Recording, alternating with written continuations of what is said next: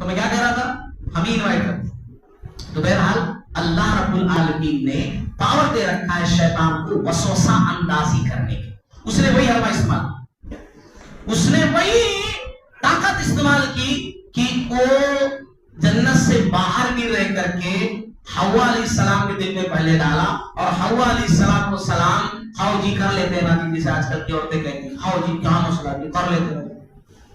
کیا بات ڈالا؟ بات یہ ڈالا، قرآن میں یہ بات ہے، بات یہ ڈالا کہ وہ جو درخت ہے اس کا پھل کھا لو، کیونکہ وہ درخت ایسا ہے کہ اگر اس کا پھل کھا لیے تو کبھی بھی جنت سے نکالے نہیں جاؤ گے.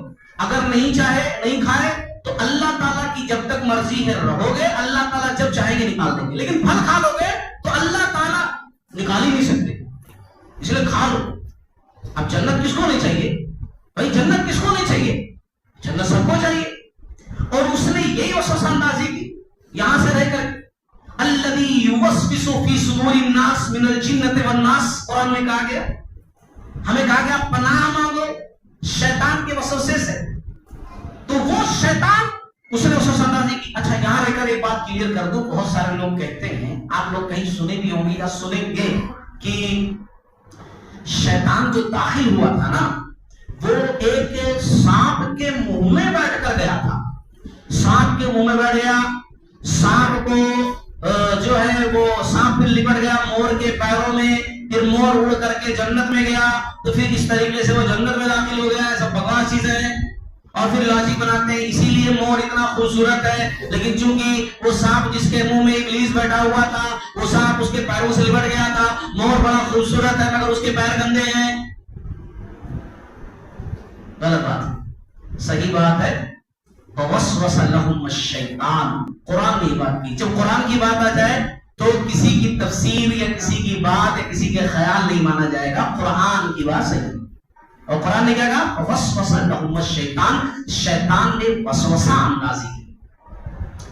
اچھا اس کے بہکاوے میں آ کر کے پہلے تو حوا علیہ السلام نے کیا، پھر آدم علیہ السلام نے پھل کھا، جو نہیں کرنا تھا وہ کر لیا. پھر اس کے بعد ہوا یہ کہ جو جنتی لباس تھا چھن گیا. اللہ، شیطان نے انسانوں پر سب سے پہلا اٹیک جو کیا ہے نا وہ ہمارے لباس پر کیا ہے، ہمارے لباس پر. مگر پھر بھی ہم کو عقل نہیں آتی. ہمارے نوجوانوں کو دیکھو، کوئی پھٹا پینٹ پہنا تو ہم بھی پہنتے. ہاں کچھ لوگ لباس ایسا پہن کے 20 جیبا ہیں ہم بھی پہنتے. جی آج کل فیشن ہے نا. ہماری عورتوں کو دیکھو، وہ فلاں سیریل میں وہ جو بہو پہنتی تھی اجی وہ ڈریس آ گیا ہے، وہ پتہ لگا وہی ڈریس میں لیتی تھی. نائرا چاہے 50 دکانوں پر پھرنا پڑے، سینڈلا گھس جائے مگر گھسنے دو، دوسری تو شوہر دلائی دیتے مگر نائرا ہی ڈھونڈ کر کے لینا. بھول گئے انسان کی سب سے پہلا حملہ جو کیا تھا شیطان نے ہمارے لباس پر. لباس اتروا دیا جی، لباس اتروا دیا دونوں کا. اور آدم علیہ السلام 60 ہاتھ لمبے، 60 ہاتھ لمبے. اب پریشان نہیں ہو جانا سن کر کے کہ 60 ہاتھ لمبے کیسے رہے ہوں گے. ہم اور آپ بھی انشاءاللہ جنت کے اندر 60 ہاتھ کے بنا کر داخل کیے جائیں گے. کوئی بھی چاہے وہاں کتنا سرکا ہو دنیا کے اندر، لیکن جب جنت میں داخل کیا جائے گا تو 30+ ایج ہوگی اور 60 ہاتھ کی ہائٹ ہوگی، تب جنت میں داخل کیا جائے گا. 60 ہاتھ لمبے.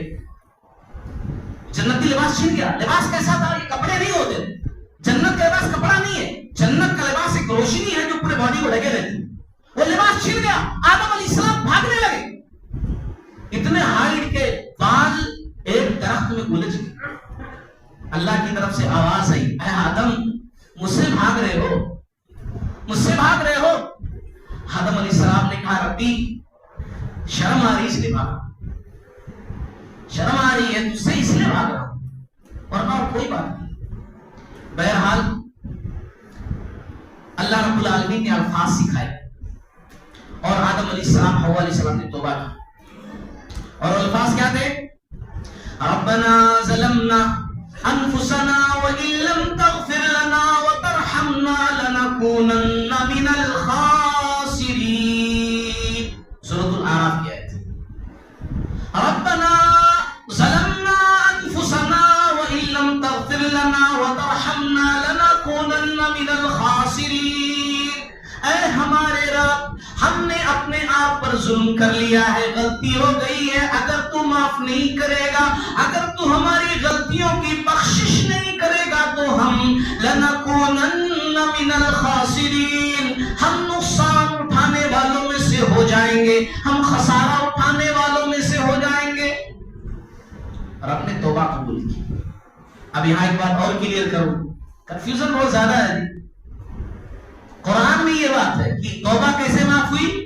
اس آیت کے ذریعے سے، اس دعا کے ذریعے سے۔ اللہ نے سکھایا، یہ دعا پڑھی، اللہ نے معاف کیا، ہے نا، اللہ نے معاف کیا۔ لیکن مشہور کیا ہے کہ آدم علیہ السلام نے کہا اے اللہ میں تیرے نبی کے وسیلے سے تجھ سے معافی مانگتا ہوں، تو مجھے معاف کر دے۔ اللہ نے کہا آدم میں اپنا آخری رسول بھیجوں گا، محمد صلی اللہ علیہ وسلم کا نام ہوگا، آپ کو کیسے پتا؟ کہا رب ذوالجلال میں نے عرش پر لکھا ہوا دیکھا ہے لا الہ الا اللہ محمد رسول اللہ، میں سمجھ گیا کہ اللہ تعالیٰ نے جس کا تذکرہ اپنے تذکرے کے ساتھ کیا ہے، جس کا نام اپنے نام کے ساتھ کیا ہے، وہ بڑا خاص، بڑا اسپیشل ہو سکتا ہے، اسی لیے میں نے ان کا وسیلہ لیا۔ یہ روایت موضوع ہے۔ موضوع کو مطلب سمجھتے ہیں بناوٹی، خود سے گھڑ لیے سو، خود سے بنا لیے سو۔ محدثین نے کہا یہ روایت کیسی ہے؟ گھڑ لیے سو، بنا لیے سو۔ عرش پر لکھا ہوا ہے، لیکن کیا لکھا ہوا ہے؟ عرش پر لکھا ہوا ہے اللہ کی رحمت اس کے غصے پر غالب ہے، اللہ کی رحمت اس کے غصے پر غالب ہے، یہ عرش پر لکھا ہوا ہے نا۔ بات کلیئر ہو گئی کہ یہ جو باتیں بیان کی جاتی غلط ہے، موضوع ہے۔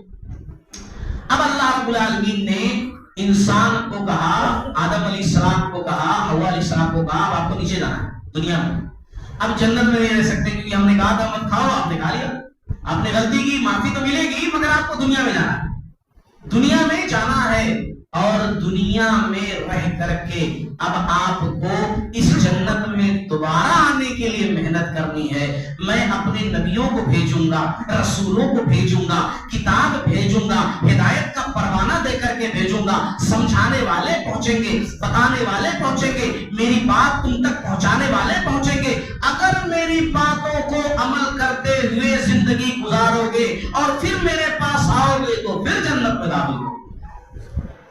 اب فری میں نہیں داخل کروں گا کہ بنایا داخل کر دیا، نہیں، اب دنیا میں جاؤ، تمہاری ذریت، تمہاری نسل ہوگی، اور بتانے والے پہنچیں گے، بتائیں گے، اور پھر ان کے حساب سے جو چل کر مجھ تک پہنچے گا، اما ہدیناہ السبیل اما شاکر و اما کفورا، دونوں راستے بتاؤں گا میں تم کو، یہ جنت تک پہنچنے والا ہے، یہ جہنم تک پہنچنے والا ہے۔ اگر جنت تک دوبارہ پہنچنا ہے تو وہ راستہ کلیئر، صاف، صراط مستقیم ہوگا، اس پر چلتے ہوئے دوبارہ جنت میں داخل ہو سکتے ہیں۔ لیکن اگر اس راستے پر نہیں چلو گے تب جنت نہیں، جہنم ملے گی۔